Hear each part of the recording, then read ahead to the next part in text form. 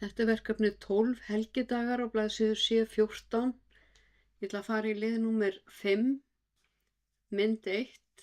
Ég smelli hér á myndina og setja hann í töflunet. Þá fer ég hér í Insert, Table, Convert Text to Table. Ég haka hér við Auto Fit to Contents. Þá passar töflunetið akkurat utan myndina og það á að vera hakað hérna við Paragraphs og OK.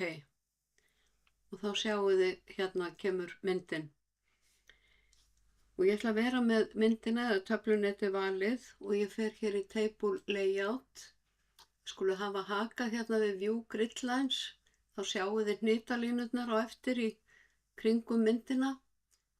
Fara hérna í Properties og við byrjum á að fara í Borders and Shadings og tökum ramman af þennan ramma hér og hérna Apply to Table.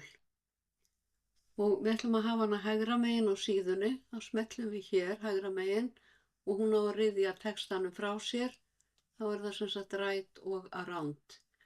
Og þið þurfum að velja fyrst að taka ramman af, því að annars þurfum við að gera það aftur. Ok, þá kemur þetta svona.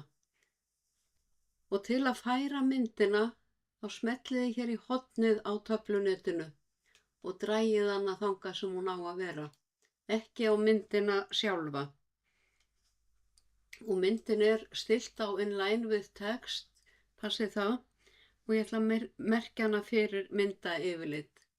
Þá er ég með smellt á myndina og ég fer í References, Insert Caption og hérna kemur mynd 1.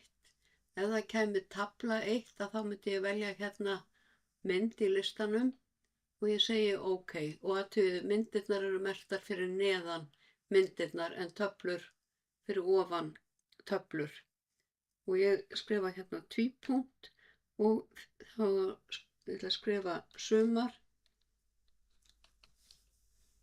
Og til að miðja myndina og textan lárétt og lóðrétt inn í töflunetinu, þá farið þið hérna í Table Layout og smellið hér á Align Center. Þá kemur þetta svona.